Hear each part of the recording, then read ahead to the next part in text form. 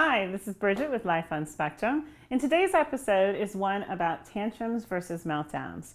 Now, a lot of people get confused about both of what they actually mean, and I first want to just come off and say that anybody with autism can have a tantrum or a meltdown, but also any student or any child can have a tantrum. Not necessarily a meltdown, but can have a tantrum. That's why they call it the terrible threes most of the time.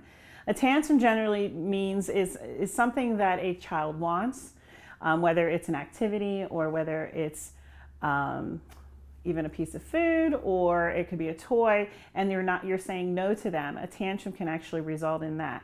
It's just their way of actually trying to convey to you that that's what they want, that's what they need at this time, but you don't always have to give in to them. A tantrum is generally just something that they want or desire.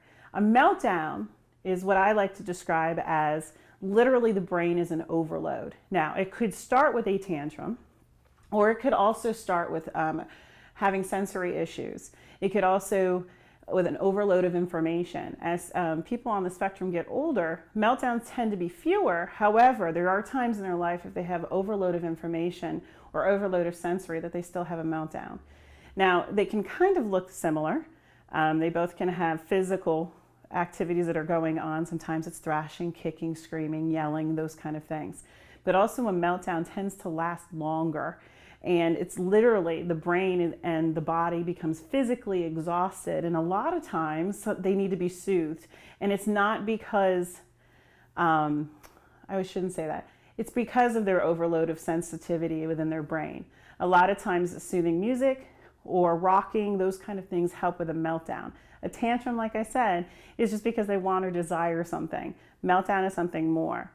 Well, the other thing about a meltdown is you need to find out what helps your son or daughter in that situation. There were times in my son's life that actually the rocking of me and actually holding him very tight would help with a meltdown. Not with a tantrum, because a tantrum, I'm telling you, they just want that one thing that they want. A meltdown is something different, and that's how you can kind of tell the difference. Also, after a meltdown, usually he was totally exhausted and needed a nap. It was one of the very few times in his childhood that he would actually take a nap from me, is because his body and mind were physically exhausted and they needed to do that. But one thing I also want to mention, whether it's a tantrum or a meltdown, you should always have a conversation with them. Whether they're verbal or nonverbal, you should talk to them about why they could or could not have the item if it was a tantrum, but also why maybe the meltdown happened. That way you can start to learn your child and what they can and cannot handle in the situation.